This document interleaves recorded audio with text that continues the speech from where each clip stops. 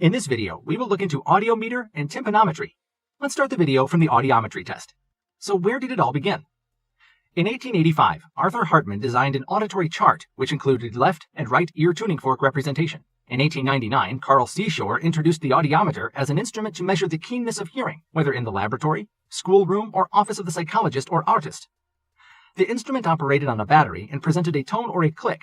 It had an attenuator set in a scale of 40 steps. Max Wein conceived of the concept of a frequency versus sensitivity amplitude audiogram plot of human hearing sensitivity in 1903. So what is audiometer? An audiometry evaluation is a painless, non-invasive hearing test that measures a person's ability to hear different sounds, pitches, or frequencies. Patients who have a tumor in or around the ear may undergo audiometry testing to determine whether hearing loss has occurred or to monitor their hearing before and after surgery. It is also used to evaluate whether hearing aids or surgery may improve one's hearing. How does a hearing test work? Our ears have three distinct parts: the outer, middle, and inner ear. Audiometry tests can detect whether you have a sensory neural hearing loss, damage to the nerve or cochlea, or conductive hearing loss, damage to the eardrum or the tiny ossicle bones. During an audiometry evaluation, a variety of tests may be performed. The outer ear collects sound waves from the environment and funnels them down the ear canal to the eardrum. Vibrations are made when the sound hits the eardrum.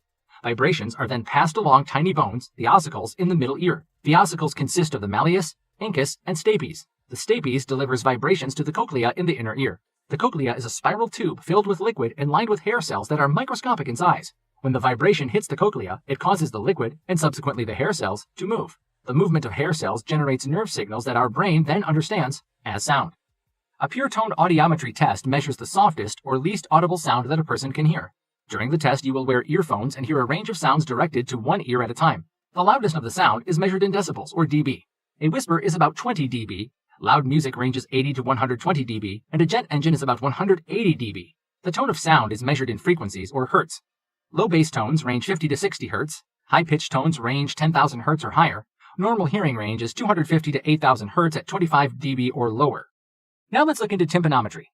A tympanometry test detects problems such as fluid or wax buildup, perforated eardrums, ossicle bone damage, or tumors in the middle ear. Acoustic reflex testing evaluates the cranial nerves and brainstem. Let's look into the components of the audiometer. The components of an audiometer are shown. The power switch controls the electrical supply to the instrument, and there is often a power indicator lamp to show whether it is on or off. Test tones are presented to the patient by turning them on and off with a button called the interrupter. The frequency control is used to select among the various test frequencies.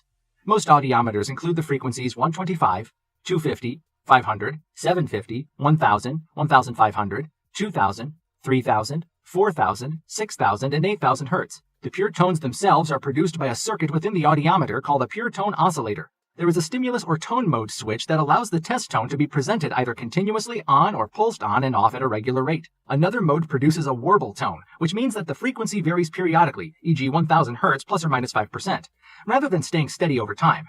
This feature is not commonly found in basic audiometers. Let's understand what pure tone audiometer is. Pure tone audiometry is a behavioral test used to measure hearing sensitivity. This measure involves the peripheral and central auditory systems. Pure tone thresholds, or PTTs, indicate the softest sound audible to an individual at least 50% of the time. Hearing sensitivity is plotted on an audiogram, which is a graph displaying intensity as a function of frequency. A basic audiometer should make it possible to perform the most fundamental audiological tests, which involve determining how much intensity is needed for a patient to hear pure tones at different frequencies. The pure tone audiometer must be able to produce pure tones at certain frequencies, precisely control the levels of these tones, and deliver them to the patient in the manner intended by the audiologist. This was the simplified video on audiometry and tympanometry. If you like this video, give us a thumbs up.